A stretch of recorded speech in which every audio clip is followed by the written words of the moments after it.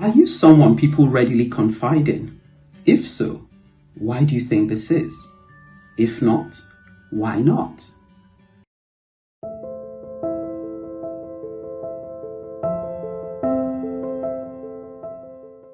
On today's couch piece, we're going to be talking about the confidant.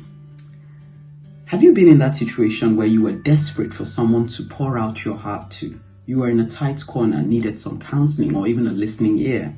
But when you scroll through your contact list, you found more reasons to shrink back from making that call than to actually make the call. No one on your contact list seemed to fit the bill.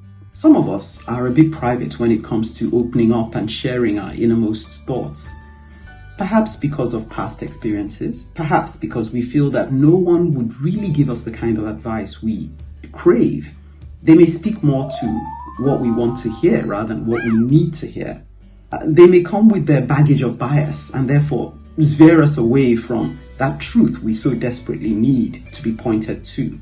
And then, to make matters worse, when we finally override our inhibitions and reach out to that someone, they may even abuse that confidence we have placed in them, whether by sharing our secrets, leaking our secrets to others, or even worse, using those very confidential matters that we shared in our time of vulnerability against us when we find ourselves at loggerheads with them.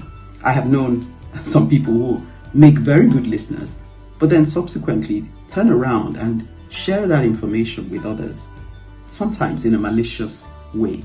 The ability to be a good listener, to be able to seek to give unbiased truths to people, and to hold the matters being shared with us in confidence in our hearts rather than to dissipate them, whether knowingly or unknowingly, because we're seeking the good of the person who has confided in us.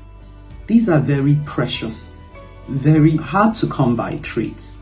And so I would say that just as we know the value of that shoulder to lean on, that lifeline in our time of need, so too we should seek to cultivate those qualities in ourselves so that we can be a lifeline to others in their time of need. Perhaps it can make the difference between life and death. My name is Ekene, and you've been watching Couch Piece.